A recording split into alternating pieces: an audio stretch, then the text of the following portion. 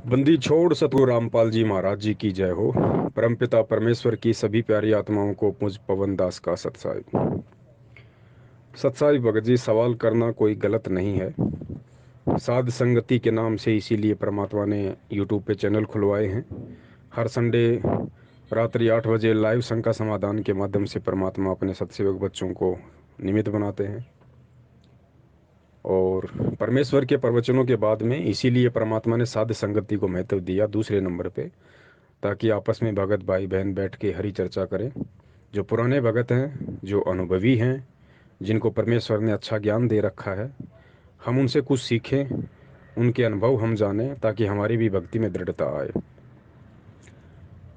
रही बात शेषनाग कि शेषनाग पाताल लोक में विष्णु जी से पहले कैसे प्रकट हो गए, ये सारा परमात्मा ने सृष्टि रचना में समझा रखा है। और इसीलिए परमात्मा बार बार कहते हैं कि भाई सृष्टि रचना जिसको अच्छे से समझ में आ गई, उसको पूरे ब्रह्मांड की रचना समझ में आ जाएगी। हर धर्मशास्त्र उसको समझ में आ जाएगा। उसको एक एक लाइन एक एक पेज खोल के पढ़ने की जरूरत ही नहीं है, क्योंकि उसका जो तत्व होता है, सार जो होता है, वो परमात्मा सृष्टि रचना के माध्यम से समझा देते हैं। तो परमात्मा ने वैसे तो सब कुछ बता रखा है, फिर भी क्योंकि भगत भाई बहन इस मार्ग में नए जुड़ते हैं, तो हमें ये भी नहीं भूलना चाहिए कि जिस प्रकार हमारी स्थिति शुरुआत में इस भक्ति मार्ग में थी, हम कितनी चीज़ों को जान पा रहे थे, कितना ज्ञान पहचान पा रहे थे, कितना हम इन सब चीज़ों के बारे में जानते थे। लेकिन जैसे जैसे हम भगत भाई बहनों के संपर्क में आते गए, परमात्मा के सत्संग सुनते गए, तो धीरे धीरे परमात्मा ने हमारा जो ज्ञान योग था वो मजबूत किया। तो परमेश्वर ने बताया कि जब ब्रह्मा जी की जितनी उम्र है उससे 7 गुना ज़्यादा विष्णु जी की, विष्णु जी से 7 गुना ज़्यादा शंकर जी की, ऐसे ऐसे शंकर जी जब 70,000 मर जाते हैं, तो यहाँ पे जो है मतलब प्रलय सी होती है एक बार। प्रलय प्रलय होती है, महाप्रलय होती है, दास को ध्यान नहीं आ रहा। तो उसमें परमात्मा ने बताया कि इसके जो 21 ब्रह्मांड है, उनमें से एक ब्रह्मांड का नाश हो जाता है। और वर्तमान में जो रचना ये रखता है, जो ये तीनों लोक हैं, सातों लोक हैं, 14 भवन हैं, जो भी जितना भी स्वर्ग वर्ग, ये सब कुछ एक ब्रह्मांड की ही रचना है। सारी सब कुछ, बाकी 20 ब्रह्मांड इसके खाली रहते हैं, उनको बिल्कुल भी काम में नहीं लेता ये। केवल एक ब्रह्मांड में ही ये जीव उत्पत्ति करता है, अपनी रचना रचता है, ये काल भगवान।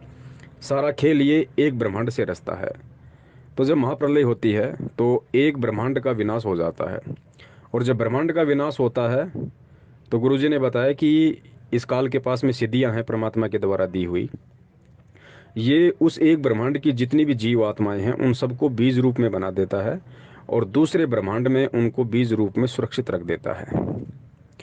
और फिर ये क्या करता है, ये खुद भी अपना शरीर त्यागता है। शरीर त्यागने की इसके पास में एक सिद्धि है। इसको हालांकि पीड़ा बहुत होती है जब ये शरीर छोड़ता है, ये दुर्गा और काल दोनों। और ये दोनों भी दूसरे ब्रह्मांड में चले जाते हैं, और फिर वहाँ ये दोनों क्या करते हैं, परमात्मा की शब्द शक्ति से युवा रूप में प्रकट होते हैं। ये युवा रूप में एज इट इज काल और दुर्गा दोनों ऐसे ही प्रकट हो जाते हैं। और उसके बाद जो बीज रूप में अन्य प्राणी रखे हुए थे, फिर उनको उस ब्रह्मांड में ये पैदा करना शुरू कर देते हैं। और शुरुआत में ये क्या करते हैं, शुरुआत में ये मैथुन क्रिया से जीवों की उत्पत्ति नहीं करते हैं। शुरुआत में ये दोनों ब्रह्मा विष्णु महेश की उत्पत्ति करते हैं। और उसके बाद में जो ब्रह्मा जी हैं, शुरुआत में ब्रह्मा जी जो सृष्टि की रचना करते हैं वो मैथुन क्रिया से स्टार्ट नहीं करते हैं, क्योंकि ब्रह्मा जी ने जो तप किया होता है उस तप के बदले में इसको कुछ सिद्धियां दे देता है काल, और सिद्धियों के प्रतिफल में फिर ब्रह्मा जी, जैसे गुरुजी ने एक सत्संग में बताया कि आपने सुना होगा कि भाई ब्रह्मा जी ने अपने मुख से इतने जीव प्रकट किए, अपने कान से इतने प्रकट किए।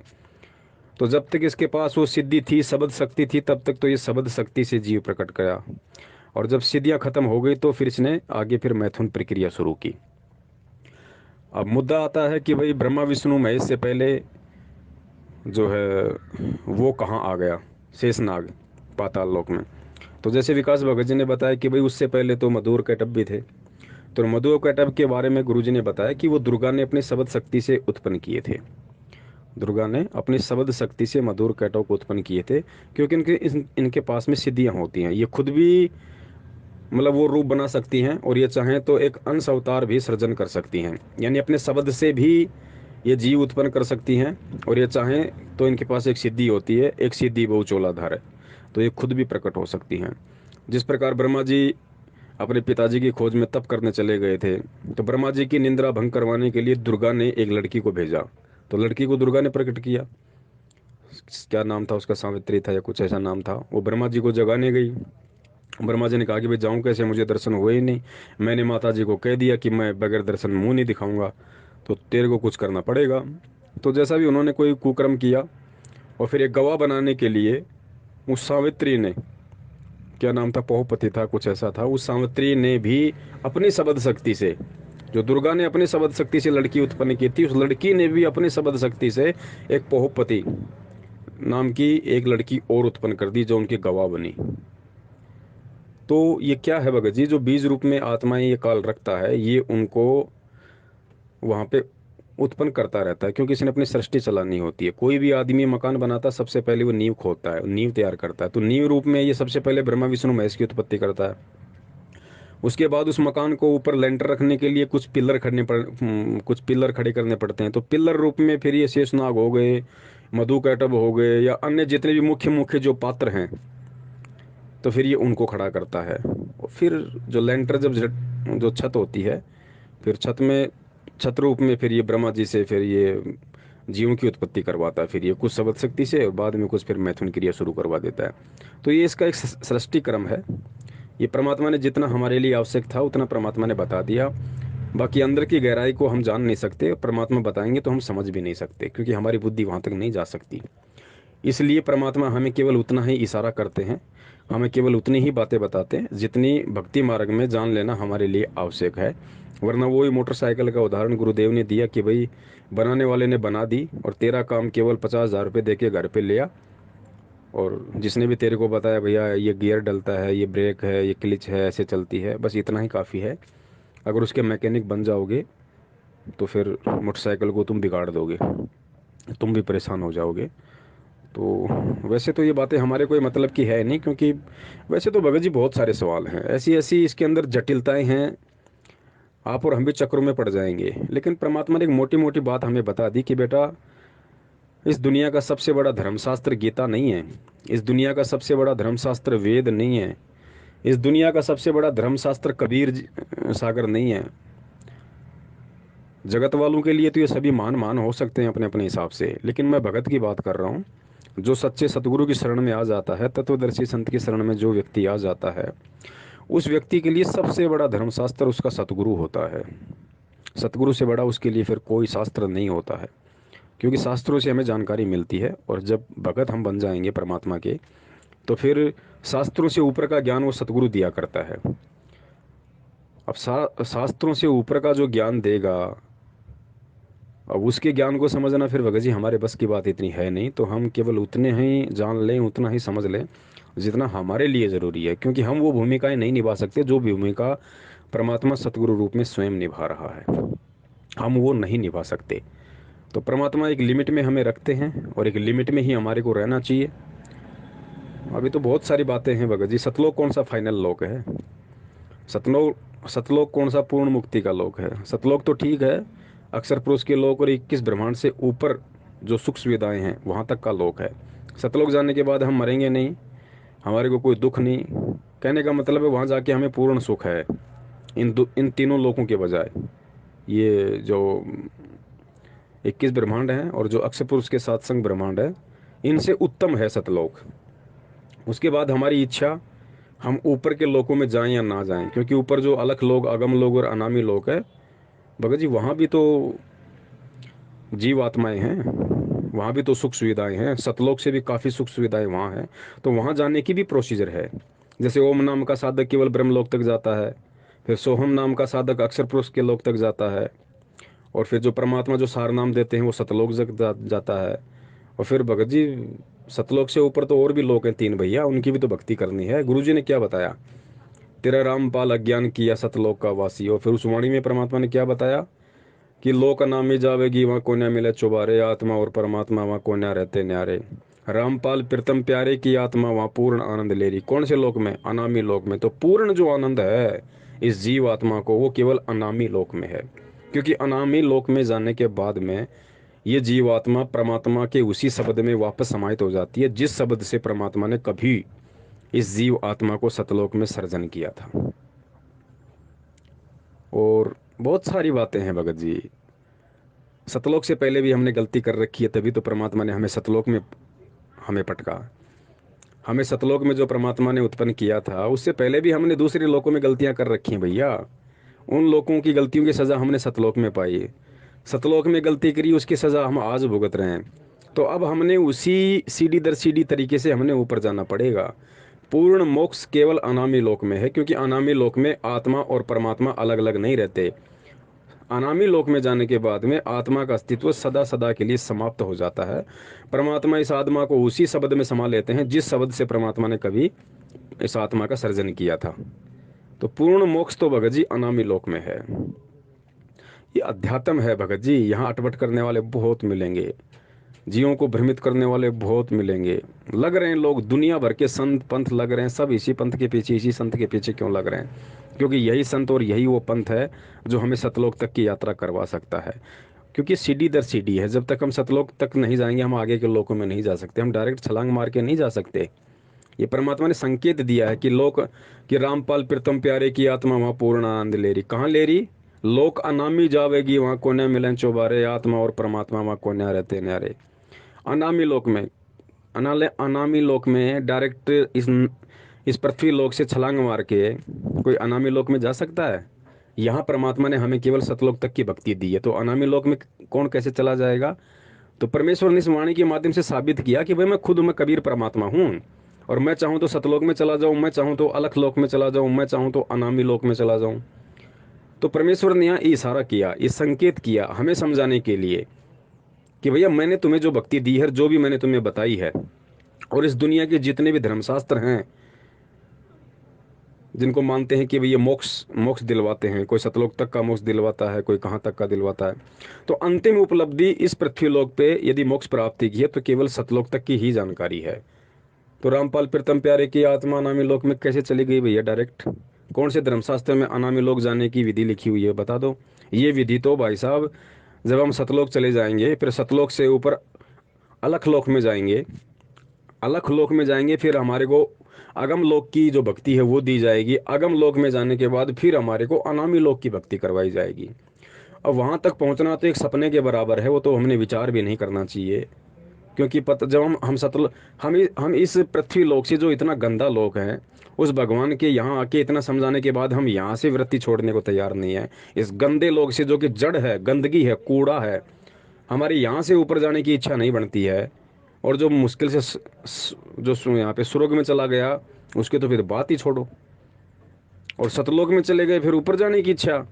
परमात्मा कहते हैं पता नहीं भैया आप फिर तो, क्योंकि सतलोक में ही इतने सुख हैं, हम सोच ही नहीं सकते ऊपर जाने की। तो ये भगत जी बहुत गहरा रहस्य है अध्यात्म का। हमने सतलोक तक ही, जब परमात्मा ने जानकारी दे दी, तो हमें सतलोक तक का ही हमारा टारगेट बनाना चाहिए वर्तमान में। ऊपर की सोच अभी नहीं रखनी चाहिए बिल्कुल भी। हम पहले सतलोक तो पहुंच जाएं। वहां पहुंचने के लिए परमात्मा को कितना जोर लगाना पड़ रहा है, कितने अनंत युग हो गए अपने शरण में ले लेके यही ज्ञान दे दे के, आज तक हम भगत जी सतलोक तो नहीं जा पाए। तो ये अध्यात्म है भगत जी, इसमें जितना अंदर जाएंगे उतना ही हम उलझ जाएंगे। बहुत गहरा है ये, बहुत सारी बातें हैं भगत जी। सुखदेव ऋषि हुए द्वापर युग में, और परमेश्वर ने क्या बताया कि भैया सुखदेव ऋषि का गुरु कौन था? राजा जनक। तो राजा जनक तो त्रेता युग में था, और सुखदेव ऋषि का जन्म हुआ द्वापर के लास्ट में। तो राजा जनक को फिर गुरु कैसे बनाएगा? क्योंकि उससे पहले तो राजा जनक जी वहाँ पे जा चुके थे। कहाँ पे? अपने वहाँ पे स्वर्ग में जा चुके थे। तो ये अध्यात्म है भगत जी, आप ढूंढते रह जाओगे, मिलेगा नहीं, मन में व्यर्थ की शंकाएं पाड़ लोगे। इसलिए गुरु जी कहते हैं कि सत्संग सुनते रहो, समझ में आए तो ठीक है, नहीं समझ में आए उसको छोड़ दो, कि मेरी बुद्धि अभी उस लायक है नहीं, जिस दिन हो जाएगी परमात्मा समझा देंगे। ये अध्यात्म है भगत जी, अध्यात्म। जितना परमात्मा ने हमें भोजन खाने को दे दिया, हमें केवल उसी पे ध्यान देना है। कुत्ते वाली आदत हमें नहीं अपनानी है कि अपना छोड़ के दूसरे के भोजन को हड़पने की जो वो कोशिश करता है। तो हमने बहुत ही भगत जी मर्यादाओं में रहना है, और बहुत सोच समझ के चलना पड़ेगा, वरना अटपट में लोग इतना उलझा देंगे, इतना उलझा देंगे भगत जी, समझ में नहीं आएगा। अब जैसे हमारे रामचंद्र भाई हैं, वो आजकल मेरे जन्म हिस्ट्री निकालने में लगे हुए हैं कि ये कैसे पैदा हुआ, प्रकट हुआ, या ये जन्म लिया इसने, ये कैसे हुआ, ये इसने भक्तों से 4-5 लाख रुपया लिया नाम लेने के बाद, जबकि गुरुजी तो कहते हैं कि भैया नाम लेने के बाद मैं अपने कोटे से देता हूँ। तो ये लोगों को फ़ोन कर रहा है, जितने मेरे परिचित हैं, रिश्तेदार हैं, या जयपुर में जो पुराने भगत हैं, ये क्या करता था, क्या खाता था, पहले तेरे से कम मिला। इसकी ऑडियो सुनिए, किसी भाई ने भेजी थी मेरे को। तो ये मेरी जन्म हिस्ट्री निकालने में लगा हुआ है। पता नहीं ये मुझे प्राप्त करना चाहता है या सतलोक प्राप्त करना चाहता है, समझ में ये नहीं आ रहा अभी। तो उस भाई ने ऑडियो भेजी तो मैंने सुनी, तो वो ट्राई कर रहा है, ये पहले क्या खाता था, कैसे काम करता था, ठेला कब लगाया, फिर टेम्पू कब लिया, आपसे कब मिला, पहले क्या काम करता था। और फिर इसने कहा कि ये हो नहीं सकता भगत जी, ये परमात्मा है धरती पे, और गुरुजी ने कह रखा है कि भैया मेरी शरण में आने के बाद मैं अपने कोटे से देता हूँ, मांगने की जरूरत नहीं पड़ती। इसने मांगा कैसे लोगों से, भक्तों से मांगा क्यों इसने? तो उस भगत ने कहा, अरे भाई उधार लेना देना कोई गुनाह थोड़ी है, जैसे लिया था आज परमात्मा वापस दिलवा रहे हैं, उनका दिक्कत क्या है? नहीं नहीं, ये तो परमात्मा का वचन है, हो नहीं सकता, अपने कोटे से देता है। तो भाई देखो, जिसकी जितनी बुद्धि उतना दे बताए, उसका बुरा मत मानियो, अधिक कहाँ से लाए। क्योंकि ये लोग सत्संग सत्संग नहीं सुनते भगत जी, षष्टि रचना नहीं पढ़ी इन लोगों ने अच्छे तरीके से। बस इन्होंने वो, जैसे हल्दी की गांठ लेके आदमी पंसारी बन जाता ना, वो स्थिति इन भाइयों की हो रही है। अब हम सत्संगों पे ध्यान देंगे तो परमेश्वर ने क्या बताया भगत जी, से उस संबंध ने कि परमात्मा की शरण में थे। और परमात्मा की शरण में आने के बाद भगत जी, जिस दिन भगवान उनके घर पे गए, भगत जी उनके घर में खाने को दाना नहीं था। अरे मुझ पवनदास ने तो चलो लोगों को उधार दे दी, मैंने उधार मांगी, लोगों ने उधार दे दी, लेकिन सेऊ सम्मन को तो किसी ने उधार भी नहीं दी। वो तो मेरे से भी नीचे स्तर के थे। अब बताओ, अब कोई ये कहे कि परमात्मा का तो वचन है कि नाम लेने के बाद कोई मांग नहीं सकता, अब फिर तो वो, फिर सारा, फिर तो वो सत्संग फेल हो जाएगा, फिर तो परमात्मा का विधान ही फेल हो गया। खुद गुरु जी ने बताया कि सेऊ संबंध और नेकी के घर में इतनी बुरी हालत थी, उधार मांगने गए, नहीं मिली। अरे मुझ पवन दास को कम से कम उधार तो मिल रही है। फिर मालिक ने बताया उनको चोरी करनी पड़ी। अरे मैंने चोरी तो नहीं की भाई, उन्होंने तो चोरी भी की, मैंने कम से कम चोरी की नौबत तो नहीं आई मेरे ऊपर। तो भगत जी ये अध्यात्म है, इसको समझना बालकों का काम नहीं है। इसको हम भगत बन के समझ सकते हैं, अगर भगवान बनने की कोशिश करेंगे तो कभी ज़िंदगी में समझ में नहीं आएगा, अगर औंधे मुंह नीचे गिर जाएंगे। तो हमने बहुत ही एहतियात बरत के भगत जी, और अब हमने अपने व्यवहार में, अपने चरित्र में, अपने आचरण में भगत जी बदलाव ला देना चाहिए। अगर आज भी हम नहीं समझेंगे तो कब समझेंगे? मैंने एक समय हरियाणा के स्टेट कोऑर्डिनेटर से बात की थी, क्योंकि वो लोग गालियाँ बहुत निकालते हैं बात करते करते माँ बहन की। तो मैंने उनको कहा कि भगत जी आप लोगों ने सारनाम ले लिया यार, आपके अंदर कुछ बदलाव ही नहीं आया, वो की वो गालियाँ सब कुछ वो, फिर आप इनको छोड़ोगे कब? कब अपने अंदर आप ये बदलाव लाओगे? फिर इस ज्ञान का मतलब क्या? इस ज्ञान ने आपके ऊपर असर क्या किया? कब आप ये दुनिया को दिखाओगे कि मैं संत रामपाल जी का शिष्य हूँ और उनके ज्ञान से मेरे अंदर ये परिवर्तन आया?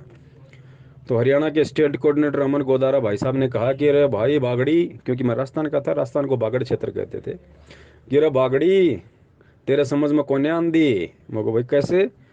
अरे ये गाड़ियां तो हमारे हरियाणा की हेल्पिंग वर्ब हैं, जब तक हम 2-4 गाड़ियां ना निकाल दें तब तक तो हमारा सेंटेंस पूरा नहीं होता। मैंने कहा भाई बहुत अच्छा, दया परमात्मा की, फिर तो मालिक भी हरियाणा में आए थे, उन्होंने भी निकाल देनी चाहिए थी मेरे को 5-7 तक।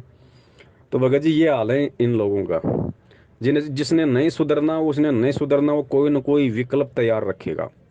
गुरुजी सत्संग में बताते हैं ना कि एक गांव में नाम ले रखा था एक बुड्ढे ने, उसकी परचूनर की दुकान थी और नाम ले लिया। अब उस गांव में एक नामदानी और था, उसका बच्चा वहाँ दुकान पे सामान लाने गया, तो बच्चे ने देखा वो भगत जी तो जो दुकान वाला था वो तो अपना सिगरेट का मार रहा सुट्टा। गुरुजी ने नू करके बताया। तो बच्चे ने कहा, अरे भगत जी तुमने नाम ले रखा और तू सिगरेट पी हुआ है, तेरा तो नाम टूट गया। तो उसने क्या कहा पता, और गुरुजी तो हुक्के के लिए मना करते हैं, सिगरेट के लिए मना थोड़ी कर। अब बताओ। अब गुरुजी ने सत्संग में बताया कि भैया जिस समय गरीबदास जी महाराज जी ने ये वाणी कही थी, उस समय सिगरेट नहीं थी, उस समय हुक्का चला करता था। लेकिन हुक्के में प्रयोग क्या होता था? तंबाकू, और सिगरेट में भी वही तंबाकू है। तो उस समय सिगरेट थी नहीं, तो सिगरेट का नाम लेंगे कहाँ से? लेकिन उसने अपना विकल्प ढूंढ लिया, क्योंकि उससे नहीं रहा जा रहा था। तो भगत जी हमें अब बहानेबाजियों से बचना होगा, और जितना हमें परमात्मा ने दे दिया पढ़ने के लिए, लिखने के लिए, बोलने के लिए, सुनने के लिए, हमें उतने में ही रहना है, उससे ज़्यादा हमारी औकात नहीं है। वरना परमात्मा तो इतना दे दे, वरना हम भगत जी हम दब जाएंगे, हम उठ ही नहीं पाएंगे। तो परमेश्वर दया करें भगत जी, साध संगति के तहत सब लोग आपस में बने रहें, और अपने विचारों में चेंजेस लाने की हम सब कोशिश करें भगत जी। कोई यहाँ किसी को उपदेश नहीं दे रहा है, ना कोई उपदेश देने का अधिकारी है। सलाह मशवरा हम आपस में कर सकते हैं। तो दास का निवेदन है, हम अपने आचरण में भगत जी बदलाव लाएं। देखो, कोई हमें दो गाली निकाल दे बेवजह, भगत को तो बेवजह निकालेगा, क्योंकि भगत होगा तो खुद तो गलती करेगा नहीं। और सामने वाला कुछ भी बोल दे तो भगत जी हमारे मन में वो जोश आता है, ऐसी बात नहीं है। हमारे मन में रजोगुण उत्पन्न हो जाता है, तमोगुण उत्पन्न हो जाता है, लेकिन उस समय हमने उन गुणों को अंदर ही अंदर हमने दबाना है भगत जी। क्योंकि परमात्मा ने हमारे अंदर सतोगुण डाल रखा है। जैसे विष्णु जी था, विष्णु जी को जब ब्रह्मा जी आए, ब्रह्मा जी ने कहा कि हे बेटा उठ, मुझे देख के, अपने बाप को देख के क्यों लेटा हुआ है, तुझे बड़ा अहंकार हो गया समय के कारण। तो गुरुजी ने कहा कि विष्णु भगवान को अंदर ही अंदर तो बड़ा गुस्सा आया, लेकिन बाहर से उसने कहा कि कोई बात नहीं बेटा, क्यों इतना तेज बोल रहा है, बेटा आराम से बोल। तो गुरुजी ने बताया कि विष्णु जी को गुस्सा तो बहुत आ रहा था, लेकिन उसके अंदर सतोगुण था, जिस कारण से उसने गुस्सा दिखाया नहीं।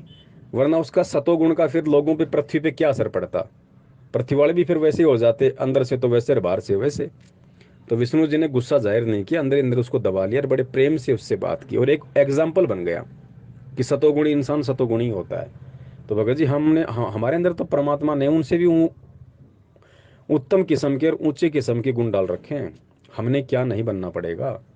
जब परमात्मा ने यहाँ तक कह दिया कि जो बच्चा मेरा एक बार नाम ले लेगा, कोई भी व्यक्ति, और जिसने 3 साल भक्ति कर ली, उसको ब्रह्मा विष्णु महेश भी नहीं स्मारक से हटा सकते।